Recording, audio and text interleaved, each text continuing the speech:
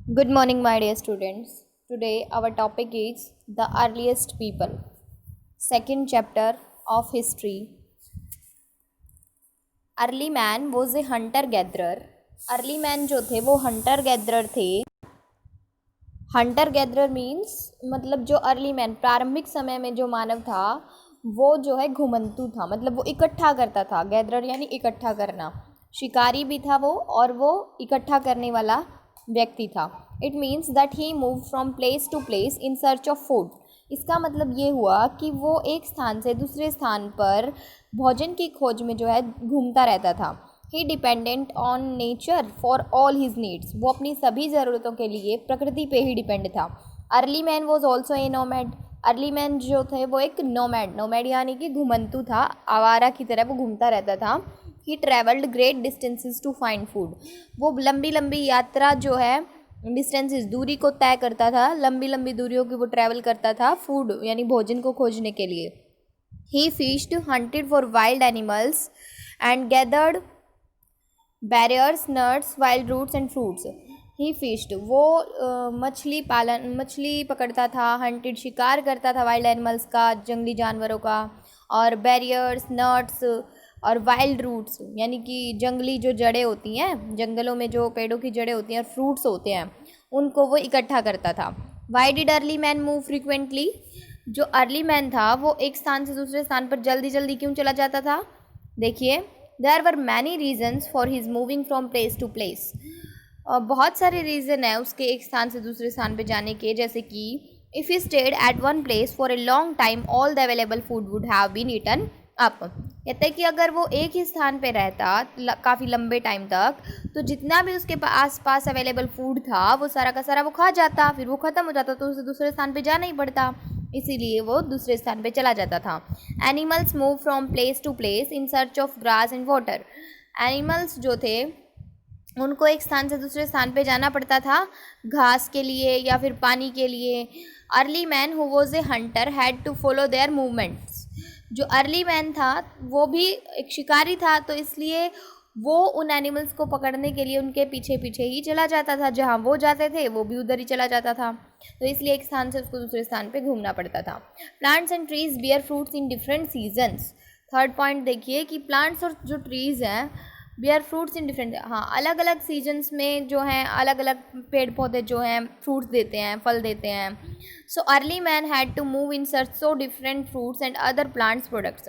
इसलिए जो प्रारंभिक व्यक्ति था उसको डिफरेंट फ्रूट्स को पाने के लिए या फिर दूसरे पौधों को पाने के लिए, नए नए जो पौधे थे और नई नई जड़ें उत्पन्न होती थी या जो फल फ्रूट उत्पन्न होते थे, उनको पाने के लिए वो दूसरे स्थानों पर उसे जाना पड़ता था अकॉर्डिंग टू द सीज़न.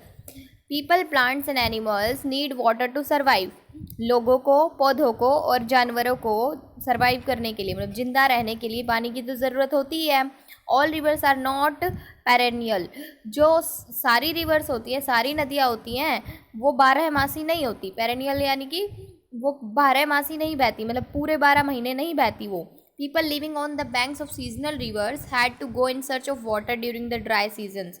तो लोग जो थे वो क्या करते थे, वो नदियों के किनारों पे जो है सीजनल रिवर्स थी ना, जो मतलब सीज़न के अकॉर्डिंग जो बहती थी, भाई इस सीज़न में ये नदी बहेगी, इस सीज़न में ये, तो जो सीजनल रिवर्स थी उनके किनारों पर लोग रहने लग जाते थे और had to go in search of water, और पानी की तलाश में वो इधर से उधर चले जाते थे ड्यूरिंग द ड्राई सीजन, सूखे सीज़न में, मतलब जब गर्मी ज़्यादा होती थी तो वो इधर से उधर चले जाते थे.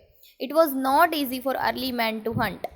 अर्ली मैन के लिए जो है ईजी टास्क नहीं था, शिकार करना कोई आम मतलब आसान बात नहीं थी. He needed special skills to hunt and gather food. उसको स्पेशल स्किल्स की ज़रूरत थी क्या करने के लिए, शिकार करने के लिए और भोजन इकट्ठा करने के लिए. To hunt he had to have proper tools and a quick and alert mind.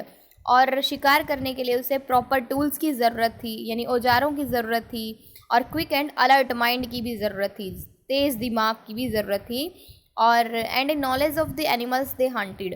और उन पशुओं की भी उसे जानकारी होनी चाहिए थी जिनका वो शिकार करना चाहता था, या वो शिकार करता था जिनका, उनकी भी उनके बारे में भी नॉलेज होनी चाहिए थी उसे. To gather food, he had to know which food to gather, which food to eat, and the knowledge of the season when he could gather a particular fruit or food.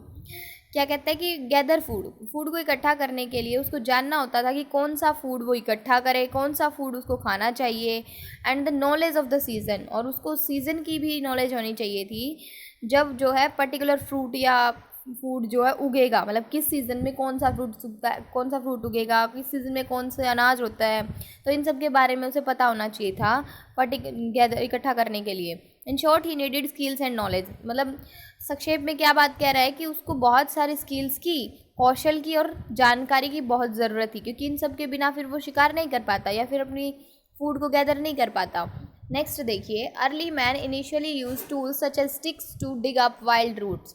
जो early man, प्रारंभिक जो व्यक्ति था, वो शुरुआत में क्या करता था, टूल्स का यूज़ करता था. जैसे कैसे टूल्स का, लाइक स्टिक्स, जैसे कि डंडी होती है ना, छड़ी, to dig up wild roots, जड़ों को खोदने के लिए, जंगली जड़ों को खोदने के लिए वो क्या करता था, स्टिक्स का यूज़ करता था, छड़ी का. ग्रेजुअली, धीरे धीरे, he started making tools out of stone. धीरे धीरे उसने पत्थर के टूल्स बनाने स्टार्ट कर दिए. This led to the beginning of the stone age. तो इसी से क्या आया था, बिगनिंग यानी शुरुआत हो गई थी स्टोन एज की, पाषाण काल की. पाषाण काल की यहाँ से फिर शुरुआत हो गई थी, stone age. The stone age देखिए, the stone age is divided into 3 periods. Stone age जो थी 3 पीरियड्स में बांटी गई थी. Palaeolithic period, mesolithic period and neolithic period. 3 periods हैं, palaeolithic period, mesolithic period, neolithic period. यानी सबसे पहले का जो पाषाण युग था वो, फिर आया था मेसोलिथिक यानी बीच में जो पाषाण युग आया, फिर उसके बाद नियोलिथिक जो नया पाषाण युग आया. तो सबसे पहले देखिए palaeolithic period. Palaeolithic period began about 2 million years ago and lasted till about 10,000 BC. जो पैलेलियोलिथिक पीरियड था वो, उसकी शुरुआत हुई थी 2 मिलियन ईयर्स एगो पर, मतलब 2 मिलियन साल पहले उसकी क्या हुई थी, शुरुआत हुई थी, और वो 10,000 BC तक वो चला था. लास्ट उसका कब हुआ था, एंड 10,000 BC. यहाँ पे देखिए, इस यहाँ पे नीचे जो फिगर दिखाई गई है, लाइन्स हैं कुछ, 2 मिलियन एगो, फिर 10,000 BC है हमारा. नेक्स्ट देखिए, Mesolithic period. The Mesolithic period lasted from 10,000 BC till 8,000 BC तक. फिर जो मेसोलिथिक पीरियड था वो 10,000 BC से स्टार्ट हो जाता है, और 10,000 BC से फिर 8,000 BC तक वो मेसोलिथिक पीरियड चला. उसके बाद चला नियोलिथिक पीरियड. जब हमारा ये पैलेलियोलिथिक पीरियड ख़त्म हुआ, उस टाइम पे मेसोलिथिक पीरियड स्टार्ट हो गया था, और 8,000 BC में मेसोलिथिक पीरियड ख़त्म हो गया था. अब 8,000 BC में जब वो मेसोलिथिक पीरियड ख़त्म हुआ तो थर्ड पीरियड स्टार्ट हो गया, नियोलिथिक पीरियड. तो neolithic period began around 8,000 BC and lasted till about 4,000 BC. और वो कब तक चला, 4,000 BC तक चला वो. तो यहाँ पे नीचे भी दिखाया गया है कि पहले है ये हमारा पैलेलिथिक पीरियड, फिर है मेसोलिथिक पीरियड, फिर है नियोलिथिक पीरियड. तो आज हम इतना ही रीड करेंगे बच्चों. कल हम ये हमारा जो पैलेलियोलिथिक पीरियड है उसके बारे में हम कल रीड करेंगे. So thank you so much students. आप भी अच्छे से रीड करिएगा सेकंड चैप्टर का first page. Thank you so much.